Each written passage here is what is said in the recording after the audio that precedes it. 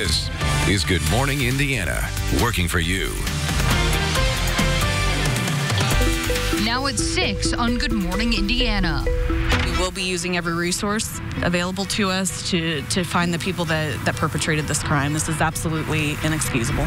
Metro Police asking for your help as they search for 3 suspects involved in a deadly robbery. We are live with the details police need you to hear. Hundreds of Hoosier jobs could be on the line if IPS makes a proposed change to its transportation department. How you can weigh in today as the district determines those employees' futures. The city of Fishers wants to get a closer look at your license plates, why police are setting up the cameras, and how they say it will improve your safety. You might use Trivago to compare hotel prices, but the travel service may not actually be showing the best deals. The lawsuit claiming the company is misguiding customers so you don't waste your money. So wave your flags, you don't want no smoke. 'Cause everything you got still won't come close. I came into this world with my back against the ropes. So watch this footwork, it's the rope. And Victor Oladipo was just over 24 hours away from making his long-awaited return to the court. How you can be a part of celebrating the Pacers star's big return. It is Tuesday, January the 28th. Thanks so much for waking up with us. Can't wait for the return of Vic. If gray is your favorite color today, right, we're going to see a whole lot of it. Yes, a whole lot of gray outside. Yeah. Same story as yesterday, and Todd Clausen is here to break that all down for us. Yeah, and it's going to be the same story tomorrow, unfortunately. A very stagnant stretch of weather here as we open the last week of January for us here in central Indiana. Cloudy skies this morning once again. Temperatures anywhere from 27 to 32 degrees, so it's cool. You definitely need the jacket, but it could be a lot worse this time of year, and there is a little bit of patchy fog in northern locations and off to the east as well. In fact, it's the thickest now over in the Richmond area, so on I-70 there as you travel through Wayne County, just give yourself a little bit of extra time and slow down. The visibilities themselves don't really jump out at you since they're not down below 1 mile, but the temperatures are at or below freezing in a lot of those locations, so it could be a little bit of patchy freezing fog for you, which could result in a few slick spots on the streets. Otherwise, we are just dealing with cloudy skies throughout the entire day. This morning, your temperatures go from 31 degrees at 8 a.m. up to only 34 degrees by the time we get to the noon hour, and we probably don't go much warmer than that later on this afternoon. We'll talk about the rest of today and the rest of the work week coming up in just a few minutes, Lauren. All right, Todd, thanks so much. Here is a live look right now, your commute on the northeast side. This is our INDOT traffic camera at I-465 and I-69 Binford Boulevard. You can see traffic is picking up by all the headlights on your screen. The good news, no crashes to report in this area to slow you down. So let's take a look at some drive times. Plan out your commute on I-74 here on the southeast side. If you're traveling between North London Road up to the I-465 ramps, everything is moving along smoothly. It is a 9-minute commute at this hour. The time now is 6:03. 2 Subway restaurant employees shot in less than a month. The most recent shooting happened just last night, and this one was deadly. The shootings happening at different Subway restaurants, both shops, however, on the northeast side. Our Alyssa Donovan is at IMPD headquarters this morning. Alyssa, what have police gathered since last night? So, Meredith, what police tell us right now is that both of these shootings happened during attempted robberies. Now, police are working to determine if these crimes were committed by the same people or if they were connected in any way. Now, last night's shooting happened just before 8. Police tell us officers were called to the Subway shop at 7401 North Shadeland Avenue. And when they arrived, they found an adult man who had been shot. He was pronounced dead at the scene. That man did work at the Subway. Police say there was some type of altercation inside of the restaurant before the shooting happened. The shop was open at the time, but police wouldn't say if there were customers inside when the employee was killed. That this is an absolutely inexcusable act of violence, and that we will be using all of our resources to find the person or people who perpetrated this crime at this time. Now take a quick look at your screen. Police are looking for these 3 suspects. They were captured on the shop's surveillance camera. All 3 were wearing black and carrying black backpacks. One suspect had on a leopard print face mask. The other 2 were wearing black face masks. Now, if you were in the area, if you recognize any of those 3 suspects, you are asked to call police so they can determine if these subway shootings are connected in any way. That number you can reach them at as Crime Stoppers at 262-TIPS. Reporting live, Alyssa Donovan, RTV6. Alyssa, thank you. Also new this morning, more details are being released following a double homicide at a West Side strip club early Monday morning. Police say an altercation between a man and a bouncer employed at the Pony happened before the shooting. The man was removed and got into his car before circling back and shooting at the bouncer. The bouncer returned fire and killed the man. The bouncer was also hit and taken to the hospital where he later died. Detectives determined that the bouncer was acting in self-defense and there are no other suspects in the case. It is 6:05. We are learning more about what happened just before a dog attacked and killed an infant in Lafayette. Police say it happened inside of the home on the 1900 block of Greenbush Street Saturday morning. Lafayette police say the baby's mother was home when the pit bull mix began fighting with a beagle mix. The teenage brother separated the 2, and that's when police say the pit bull mix attacked 1-month-old Julian Connell. Officers shot and killed the dog in order to get to the baby. Medics rushed the infant to the hospital where he later died. Police are still investigating. The time now is 6:06. A notice of appeal has been filed by a Fulton County woman convicted for killing 3 children while they were getting on a school bus. According to those court records, Alyssa Shepard filed the notice January the 17th. Her attorney told RTV6 that Shepard is appealing because they believe the crash is, quote, just an accident and not a crime. Shepard was convicted of 3 counts of reckless homicide and other charges in connection to the October 2018 crash. She said in the trial that she did not see Olivia Stahl and her twin brothers Mason and Xavier Engel at the bus until it was too late. Shepard was sentenced to 4 years in prison, 3 years of probation, and 10 years driver's license suspension on her record. It's 6:06. Cameras set to be installed along 96th Street will be doing more than recording video. They're going to be scanning your license plate. These cameras will be set up near the former March on 96 and Lantern Road. Before a fitness facility opens that property, the mayor is requiring that business to buy 4 license plate reading cameras for the city. The scanned information will go to Fishers Police, alerting officers to things like missing people, stolen cars, or wanted suspects. This helps us to know when someone's up here that may be less desirable, but it also helps us in case a crime is committed along 96th Street to follow up and use that technology to our advantage. Police say the information will not be used to track drivers' every move. They say the cameras will work the same way as license plate readers that are mounted in the patrol cars. A new Senate bill would increase the penalty for hurting a law enforcement animal from a misdemeanor to a felony. That means people could face up to 2.5 years in prison for such an offense. The bill would also increase the penalty for killing a law enforcement animal.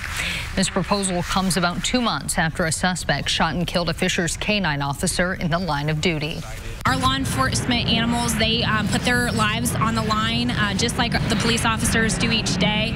And we feel like people who intentionally inflict harm or end up killing a law enforcement animal should be punished in a way that appropriately reflects that type of harm. Members of the Humane Society of the United States helped push for this bill at the State House.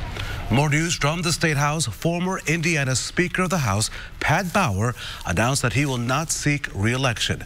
Bauer is currently the man who represents the South Bend District. He is the longest-serving member of the Indiana House and one of the country's longest-serving state legislators. He spent 50 years in the General Assembly and served 6 years as House Speaker. A campus march is planned at Ball State today as some students call for the university to make some changes. The walkout was planned after this classroom incident. All right, you want to sit here or do you want to leave? Why am I moving in the middle of class? He legit stopped the class to try to move me. I've been back here on this PowerPoint. Are you being disruptive in the class? No, I'm not doing that. The whole damn class is here. It's cool. On the lesson the whole time. I'm gonna leave. He's been on our work the whole time. A student who posted this video last week says a professor called police after a classmate would not move seats during class. Ball State released a statement saying it's reviewing what happened. The creators of an online petition want the professor to retire early and perform community service. They're also calling for conflict and sensitivity training for all faculty and a new campus-funded student committee to advocate for student issues. The time now is 6:09 and reaction continues to pour in this morning over the shocking news of NBA star Kobe Bryant's death. Bryant, his daughter, and 7 others were killed in a helicopter crash in California on Sunday. Governor Eric Holcomb shared his thoughts on the tragedy.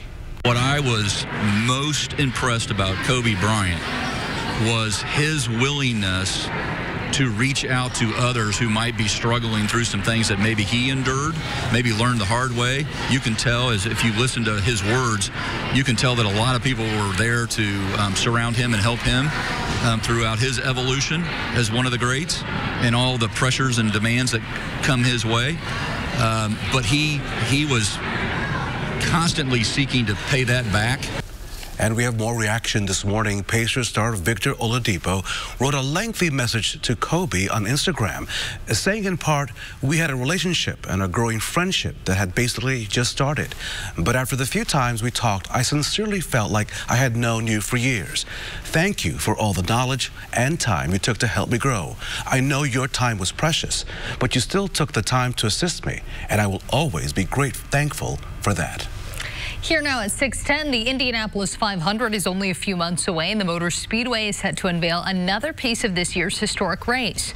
Gainbridge Ticket will show off the Indy 500 tickets today for the 2020 race. The ticket design will be unveiled with the help of reigning 500 champion and Team Penske driver Simon Pagenaud. It'll be held at 11 this morning at the Indianapolis City Market on the North Mezzanine. So more people are saying that they're lonely at the workplace. Coming up, the health risks that can cause and what can be done to improve all of those interactions. And as the coronavirus continues to spread in China, the United States wants to get American citizens out. How the government is planning to evacuate those people and prevent a further outbreak. Todd. And Lauren, as the kids head off to school this morning and to the bus stop, we have to have them prepared with the jacket as temperatures are sitting right around 30-some degrees and will stay right around 30 throughout much of the morning, getting up to about 35 later on this afternoon as the kids come home from school. We'll talk not only about today in more detail, but look ahead as well coming up in your Storm Team 6 forecast. The time now is 6:12. Stay with us. We'll be right back. Yours today, only at Allegiant.com. Our Hiring Hoosiers campaign is all about connecting you to jobs and exploring the issues that can be a barrier to success in the workplace. Health insurer Cigna looked into why workers are feeling a sense of loneliness on the job. They found some people lack social support or meaningful interactions, along with a lack of balance in daily activities like working too much or not sleeping enough. Other issues included negative feelings about personal relationships and overall poor mental or physical health. Lonely people are also more likely to miss work because of stress or an illness. Their productivity and quality of work tends to be lower, and they have a higher turnover rate. People have decreased their social interactions and they're just feeling super isolated and lonely. They may have an inability to connect with job interviewers for their next job. So whether you're the one feeling isolated or notice someone who might be, experts recommend going back to the basics. Face-to-face conversations or even phone calls that we haven't really used our phones in a while. If you're emailing someone in the next cubicle, something as simple as going out to lunch with someone or just grabbing coffee or having simple chatting, like chit-chatting at the water cooler or the coffee machine. Health experts also warn that chronic loneliness can put you at a higher risk for serious health issues. Meanwhile, we've got Todd Clausen over here, who probably wants the 3 of us to leave him alone. Yeah. You think so? I'm just giving you a hard time. We're friendly. You love us. You do.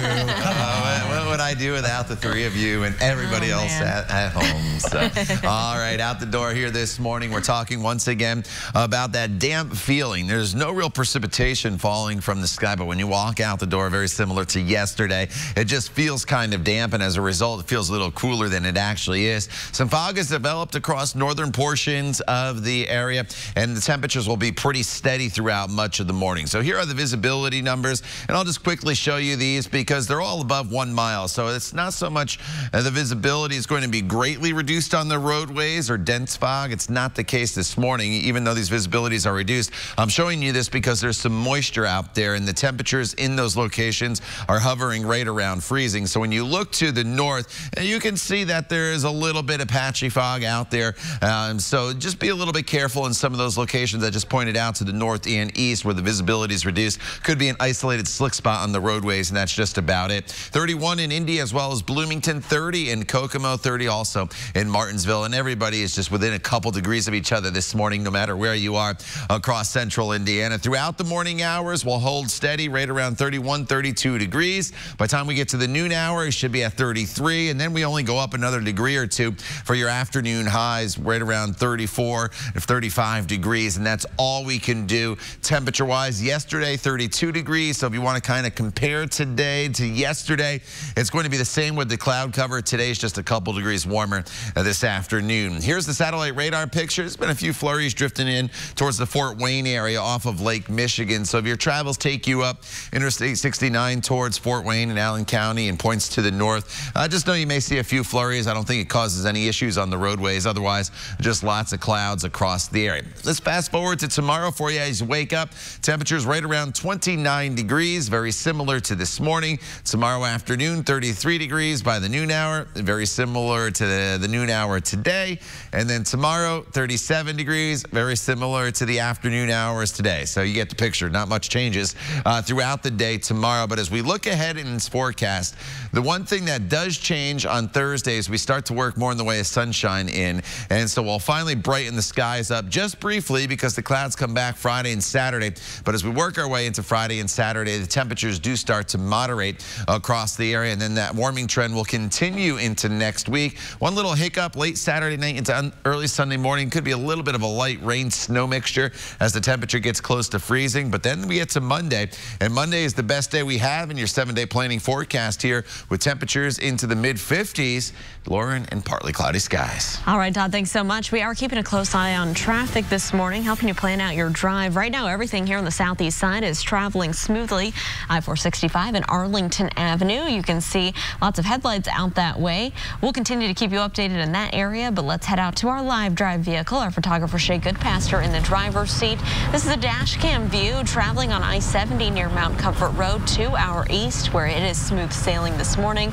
We'll let you know if you need to reroute this morning if there are any issues in your commute. Accusations coming forward from the country's former national security advisor has Republicans opening up the idea of calling witnesses in the impeachment trial. We're talking about John Bolton, who wrote in a manuscript that President Trump wanted to withhold military aid from Ukraine in exchange for information on Democratic rival Joe Biden. Now, this goes against Trump's lawyers insisting that there was no connection between the two. Analysts now say what was thought to be a fast trial may not be anymore. Right now, outbound travel is blocked in China's Wuhan city, so the U.S. and other countries are trying to get their citizens who are stuck there out. The coronavirus is spreading at an alarming rate in China, with the death toll reaching 106 this morning. A charter flight is scheduled for tomorrow to fly Americans out of Wuhan city. Passengers will be screened for the virus before boarding, and then again when the plane refuels at Alaska. The final stop will be in Southern California. It is 6:20. How does a 2-month sabbatical sound on a beach in the Bahamas? Pretty good, right? Yes. Well, Airbnb is giving away 5 spots as a way to boost the islands still recovering from Hurricane Dorian last year. Now, the people chosen will not stay in the places affected by the storm, and they're going to be working on projects like coral reef restoration, boat building, and pineapple farming. Okay. Yeah, the visit will be from April to May of this year. I would do that. Don't leave me, guys. I would do that. Yeah, that's a great cause. You wanted to go to Mars yesterday. Yeah.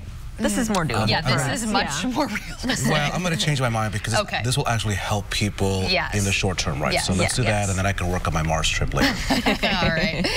Does Trivago really show you the lowest hotel room prices? Why a court claims the travel company is misleading customers. More on that coming up.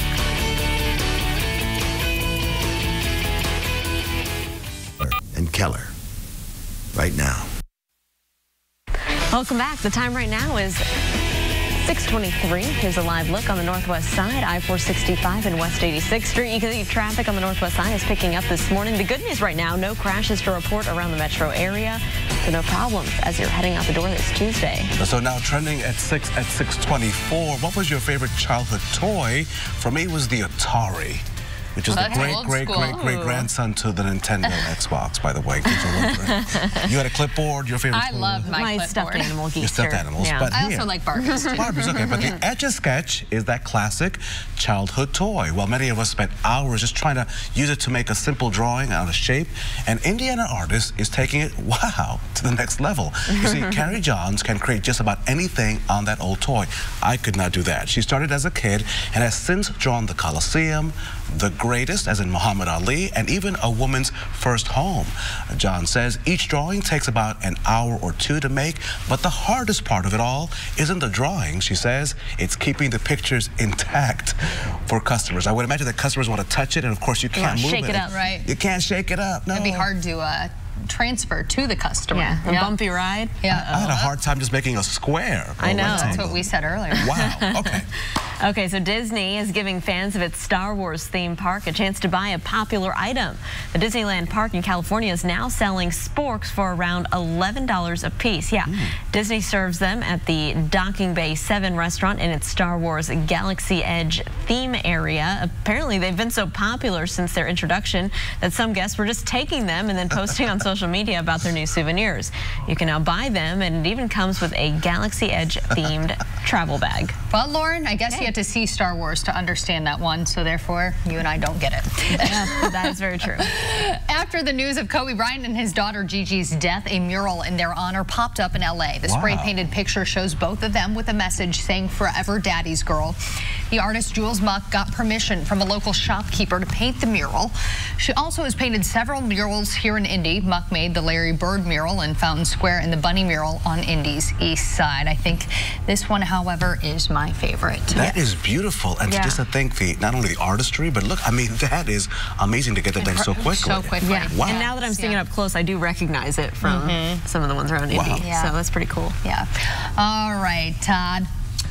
You're on repeat today. Yeah, exactly. I feel like I've been on repeat. I feel like a broken record. But it is what it is. You're walking out to lots of clouds here this morning, and that's the way it remains throughout the day today, as temperatures will go from 30 degrees at 8 a.m. to 35 degrees by the noon hour. And then we really don't move much at all throughout the remainder of the day. So we warmed just a little bit here this morning, and then the temperatures are pretty stagnant throughout the afternoon hours. The one thing you don't see today is any precipitation. That's the good news. So while it's not a bright day for us, it's not a wet day, you do not need to have the umbrella handy as your temperature climbs up to 36 in Bloomington. About 35 will be your high temperature this afternoon in Richmond. All right, Todd, thanks so much. So when you're looking for hotels, you may use companies like Trivago to compare prices. And now a court ruling against Trivago says it might not really be showing you the lowest prices. John Matteries explains what you need to look for so you don't waste your money.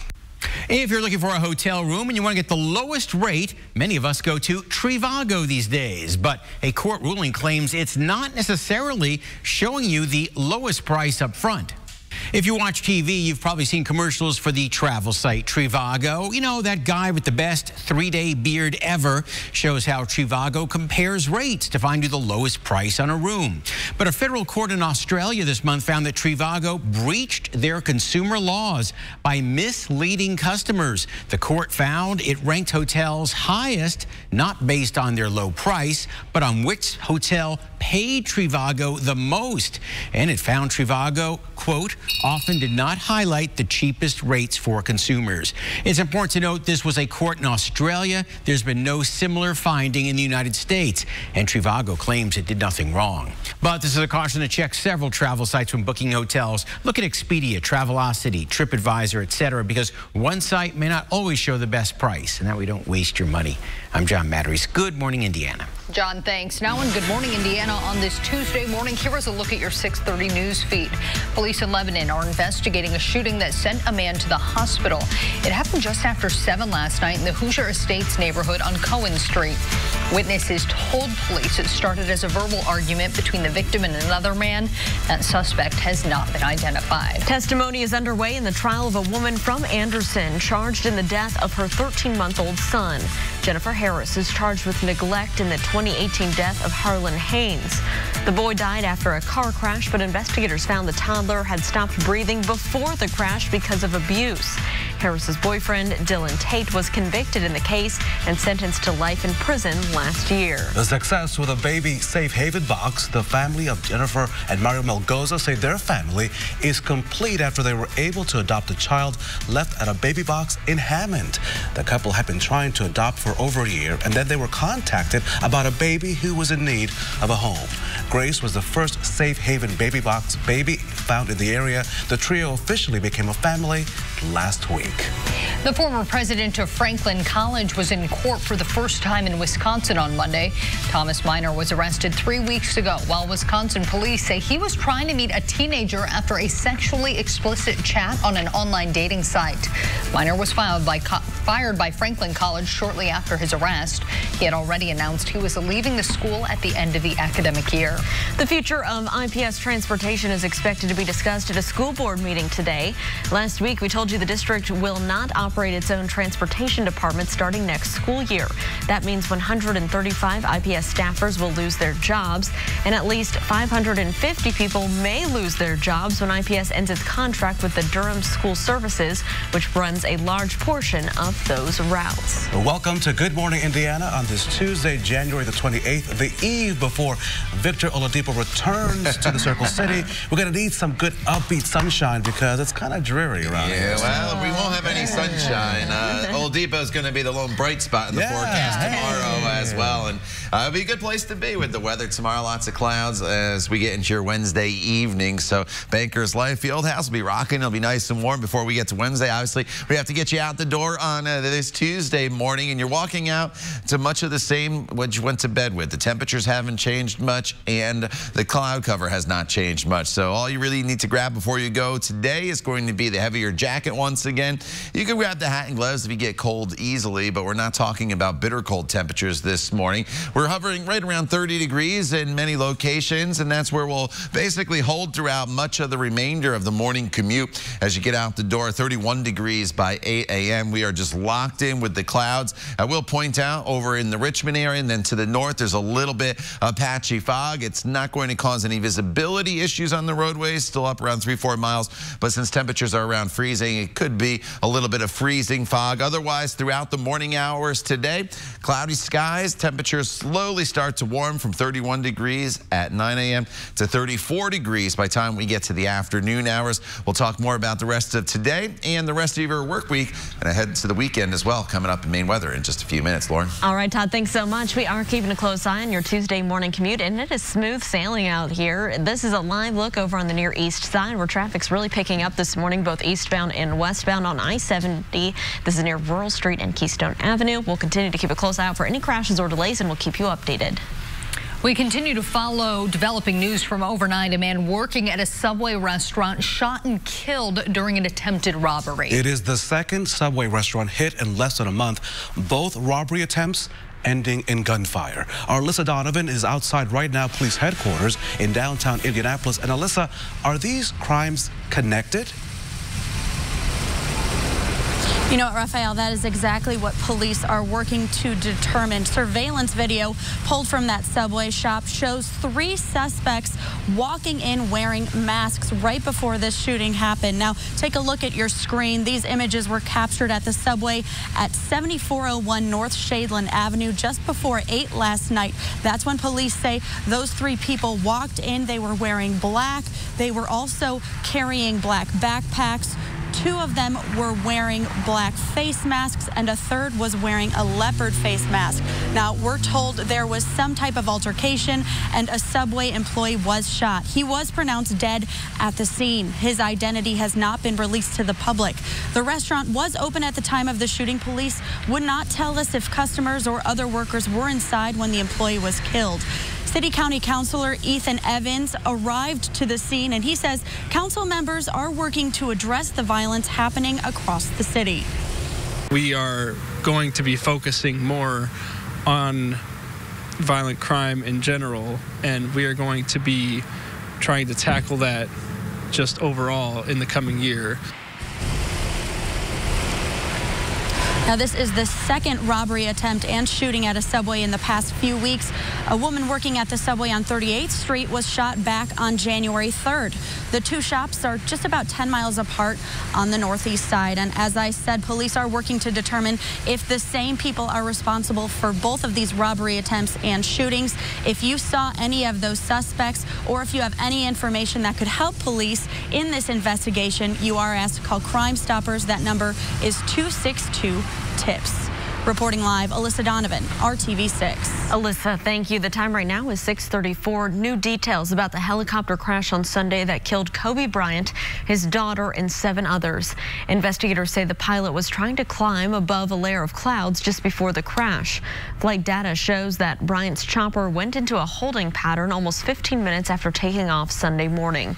Eyewitnesses then reported hearing a helicopter flying very low, and air traffic controllers informed the pilot they could not detect him on radar. The chopper then accelerated rapidly and slammed into a canyon near Calabasas, not far from Los Angeles. The company that employed the pilot said he had more than 2 decades of flying experience.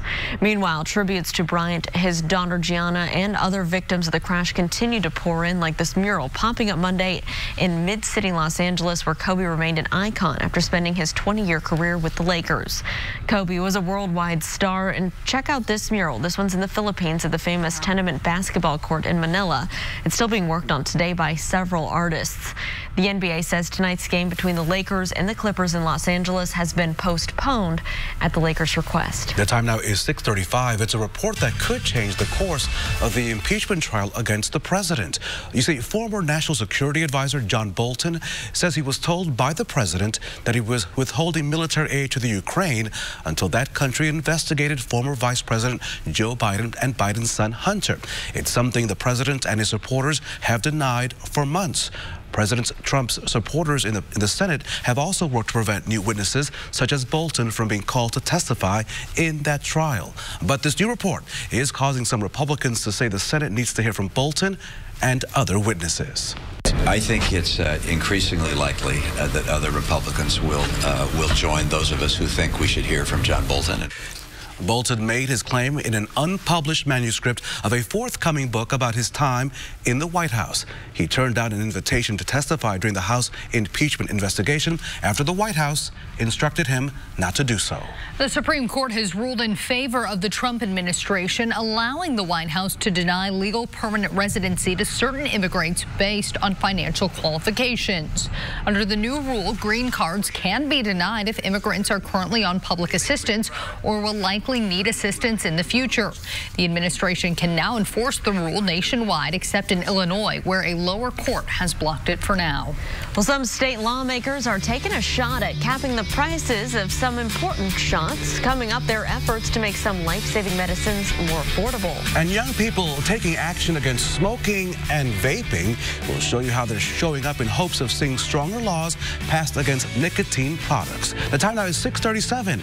Good morning, Indiana. We'll see you in just a few moments.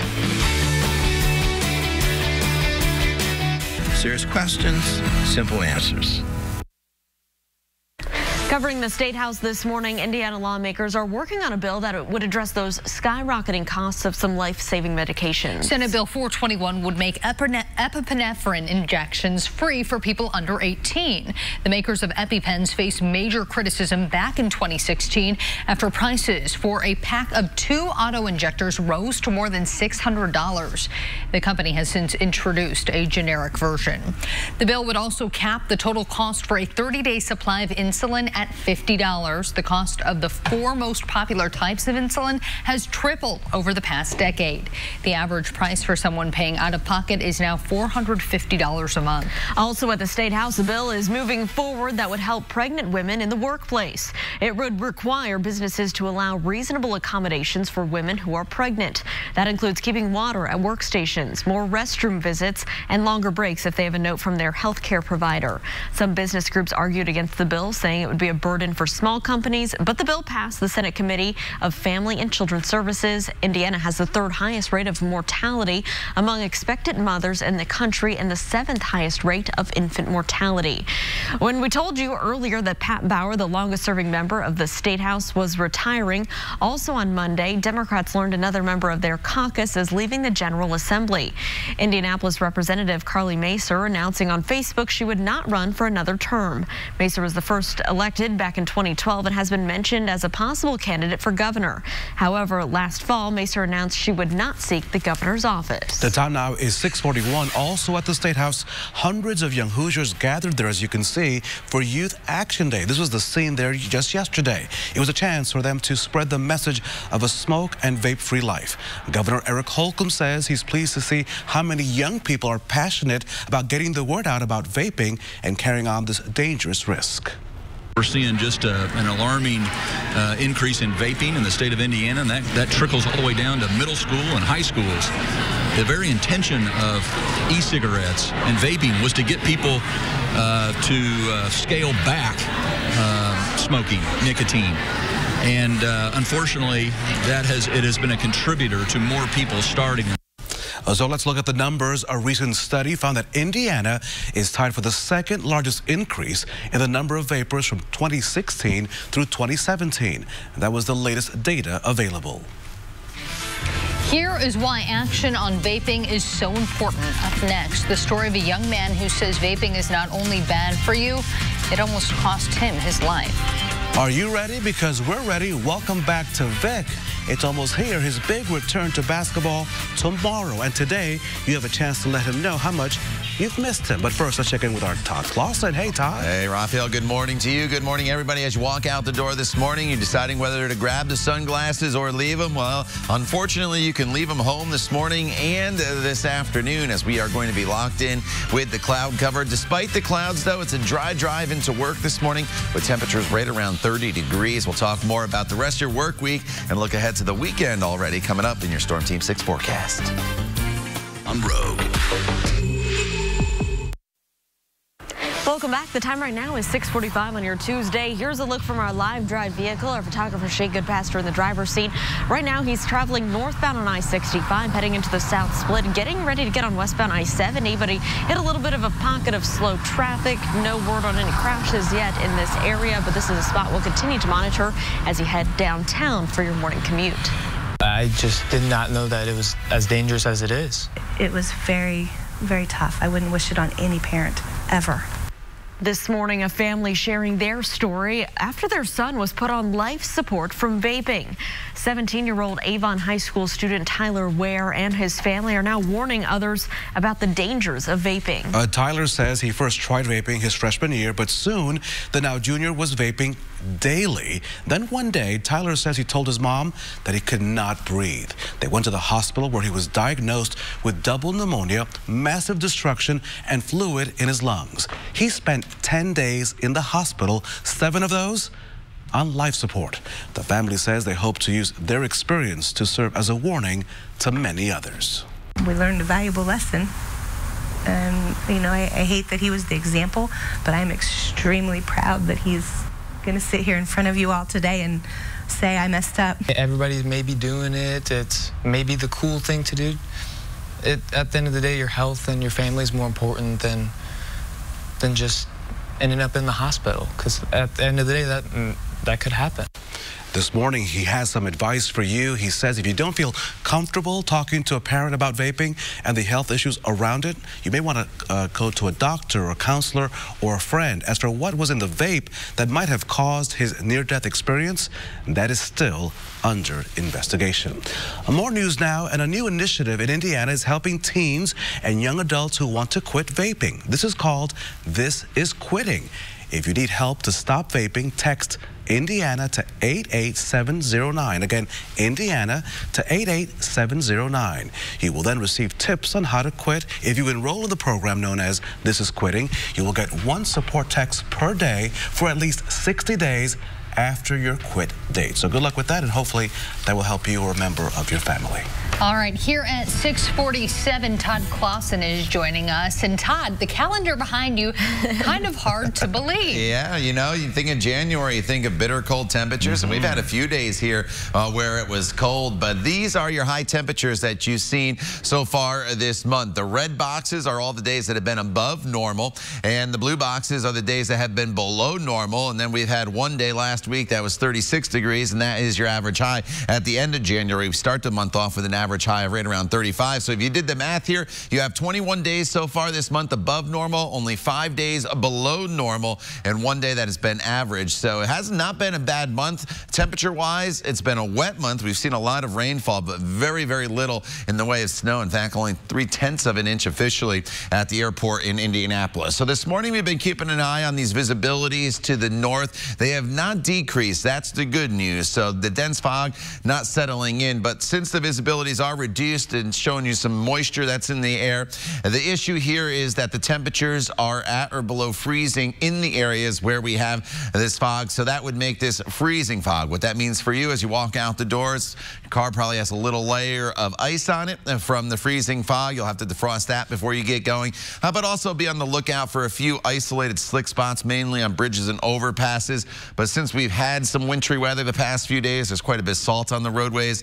So I don't think it's a huge issue. Just want to point it out for you, though, if your travels take you to the north or east of Indianapolis, or if you live in those areas. 31 in Bloomington right now, as well as Indy. 32 in Columbus. 28 is the current temperature in Crawfordsville. Throughout the day today, our temperatures honestly just don't do a whole lot, and that's due to the cloud cover and a northwesterly wind. That wind won't be strong, but the northwesterly wind direction will keep the temperature only right around 35 degrees this afternoon with that damp feel, with the exception of maybe a flurry in northern locations. We're not expecting any precipitation throughout the day, but as we expand out, just look at much of the Midwest just banked in with the clouds here all across the area. So it's not a bright stretch of weather by any means today or tomorrow. It's not until Thursday that we finally work some sunshine back into this forecast. If you have plans this evening, maybe heading to one of the Devour Downtown specials or Devour Indy all across the area, temperatures will be in the 30s with mostly cloudy skies. Tomorrow, day very similar to today. Starts at 29 at 8 a.m.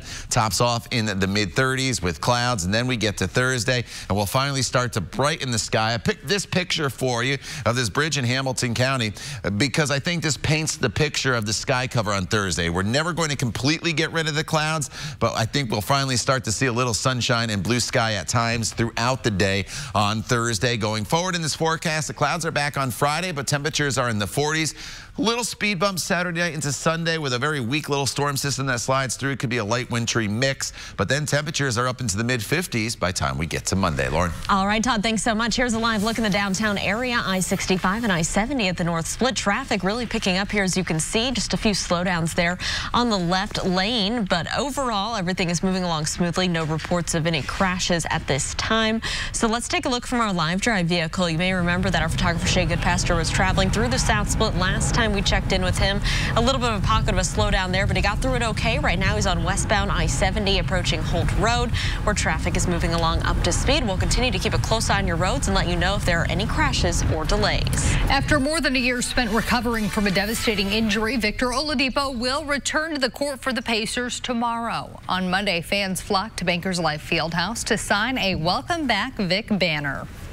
Was so pleased when the Pacers got him. That was kind of a trade everybody thought, oh no, and then look where that's grown into. So Victor, hope he can come back and I don't say blend in because the team is really foreign right now, but I can't wait to see him with some of these other young players, and it's going to be exciting. If you didn't get a chance to sign the Welcome Back Vic banner yesterday, good news. You've got another chance today from 10 to 5. Again, Oladipo will return to game action for the Pacers Wednesday against the Chicago Bulls at Bankers Life Fieldhouse. That should be an exciting moment. While we welcome Vic back, IU is saying goodbye to a quarterback. Peyton Ramsey is entering the NCAA transfer portal. Ramsey started for much of the season after an injury ended the season of Michael Penix Jr. He helped lead the Hoosiers to their best football season since 1993 with an 8-5 record and a trip, as you may recall, to the Gator Bowl. But if he returns to IU, he could be a backup quarterback yet again. If Ramsey transfers, he will have 1 season of college eligibility remaining. Well, China is trying desperately to keep the coronavirus from spreading. Coming up on Good Morning America, we hear from a U.S. citizen in Wuhan who's trying to keep his family safe. And it's a chance to sit where the chairman of the board sat. Next, an auction that had some Rat Pack fans opening their wallets for a piece of Sinatra they just had to have. We'll be right back. Visit the Hiring Hoosiers job board. That's life. That's what all the people say. You're riding high in April, shot down in May. So maybe you had a dream to sing alongside good old Blue Eyes, Frank Sinatra, at some point in your life. But perhaps this is the next best thing. You see, is it? I don't know. Some people are going to have the chance to sit on the same throne as the chairman of the board. Furnishings from Sinatra's executive suite at the former Golden Nugget Casino in Atlantic City, New Jersey were auctioned off over the weekend. One of the Italian marble toilets with a gold seat sold for more than $4,200. Wow. And a basic marble toilet minus the gold seat for only $1,800. That's apparently a bargain, you guys. Fans say brand new marble and gold toilets would run you $27,000 these days. So as much as a, new sedan. Oh my goodness. Listen, if you they don't show those on HGTV. They do not. Okay. That's pretty funny. All right, we got to segue into Todd over here. Nothing is exciting in the forecast like a gold toilet. No, but Sinatra's obviously everybody loves Sinatra, or most people do, but especially big in New Jersey. So Atlantic City there, so a little piece of Blue Eyes there for you. All right, temperatures in the 30s for you throughout the day today. Lots of clouds in the forecast as well. Tomorrow day very similar to today, and then some sunshine returns finally Thursday. Todd, thanks, and thanks for joining us. We're back here in 25 minutes and all throughout Good Morning America. All your news throughout the day is on the RTV6 app. Good Morning America is next right here on RTV6. We'll see you tomorrow morning.